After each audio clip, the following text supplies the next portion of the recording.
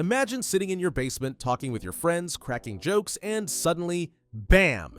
You're running the most successful podcast in the world. Sounds crazy, right? Well, that's exactly what Joe Rogan did. From a stand-up comedian and UFC commentator to the king of podcasting, Rogan's journey is nothing short of legendary.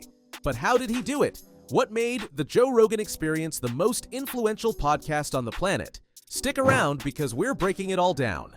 Let's rewind to 2009. Podcasts weren't exactly mainstream, and YouTube was still that weird place where people uploaded cat videos. But Joe Rogan, already a familiar face in the stand-up and MMA world, decided to start a show. No production team, no big sponsors, just a couple of microphones and his comedian friend Brian Redban. What started as a fun hobby turned into an absolute media powerhouse. So, what made Joe Rogan different? For starters, his format was completely unfiltered. No scripted questions, no forced narratives, just raw, open-ended conversations that could last anywhere from 2 to 4 hours. In a world where mainstream media kept things bite-sized, Rogan went in the opposite direction. And guess what? People loved it. His guest list also played a massive role. One day he's talking to Elon Musk about colonizing Mars, the next he's debating with neuroscientists, and then he's chilling with comedians, fighters, and even conspiracy theorists. The variety was insane, and that kept audiences hooked. Who was going to show up next? No one knew, but you bet they tuned in to find out. But let's talk numbers. By 2020, the Joe Rogan Experience was pulling in around 200 million downloads per month. And then came the game changer, the Spotify deal. A staggering $200 million contract made Rogan the highest-paid podcaster in history. Let that sink in, $200 million just for talking to people.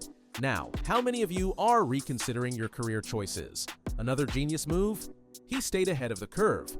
Rogan embraced long-form content when everyone else was cutting things short. He went all in on YouTube when podcasts were still underground. He brought in guests that mainstream media wouldn't dare touch. And because of that, he built an empire. Of course, not everyone loves Joe Rogan. Some call him controversial, others say he gives a platform to dangerous ideas. But love him or hate him, you can't deny his impact. He proved that unfiltered, genuine conversations are something people crave. No teleprompters, no PR-approved sound bites, just real talk. Now, here's a question for you. If you could invite one guest onto the Joe Rogan Experience, who would it be and why? Drop your answers in the comments. We're curious to see who you'd pick. So, what's the biggest takeaway from Joe Rogan's success? Simple. Authenticity wins. He didn't try to be perfect. He didn't chase trends. He built something he truly enjoyed, and the audience followed. And let's be real, that Spotify money doesn't hurt either.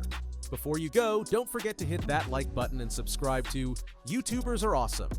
We've got more deep dives coming your way, and trust me, you don't want to miss them. Until next time, keep creating, keep hustling, and who knows?